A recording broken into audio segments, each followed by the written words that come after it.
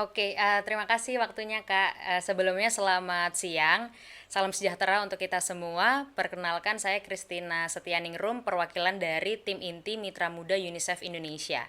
Terima kasih sekali untuk kesempatannya. Saya senang sekali karena bisa mewakili teman-teman dari Mitra Muda ataupun anak muda dalam menyampaikan perspektif kami ya sebagai anak muda terkait dengan bagaimana pemenuhan kota yang layak anak.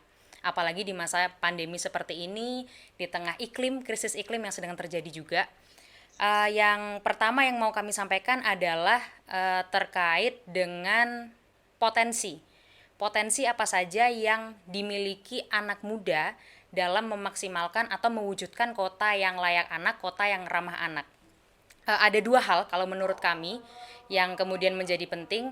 Yang pertama adalah terkait dengan digitalisasi atau kemajuan internet. Karena ibaratnya nih ya, kalau anak-anak muda sekarang itu dari mulai sarapan, kemudian kita makan siang, kemudian kita makan malam, itu semuanya kita berdampingan terus dengan internet. Kita selalu pakai internet.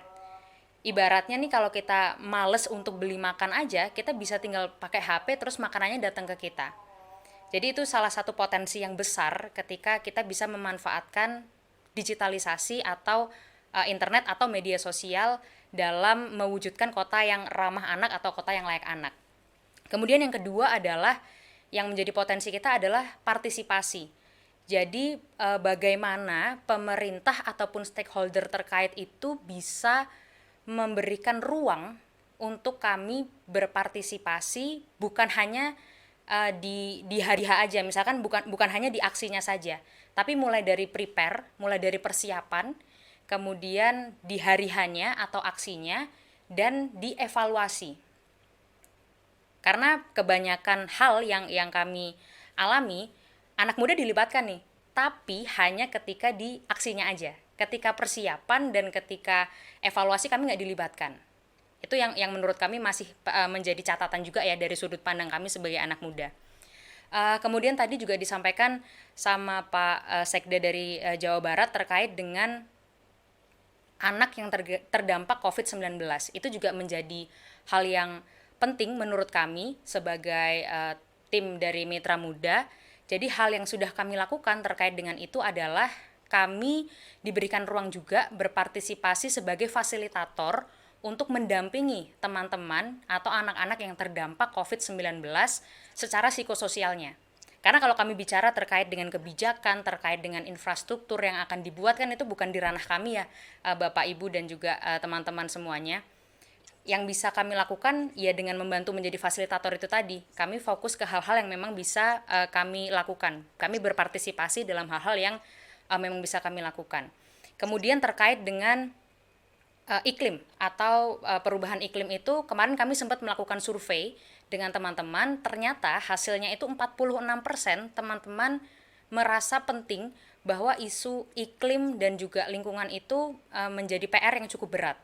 Alasan utamanya adalah karena kami-kami ini belum merasakan iklim yang dalam tanda kutip baik untuk kami, dan kami butuh kerja keras yang sangat keras untuk bisa merasakan iklim yang baik untuk kami dan juga generasi-generasi penerus kami. Dan hal-hal yang sudah kami lakukan dari Mitra Muda dan juga anak muda, khususnya di Mitra Muda UNICEF Indonesia, kami dilibatkan dalam FGD atau Focus Group Discussion. Itu kami sering sekali dilibatkan di situ.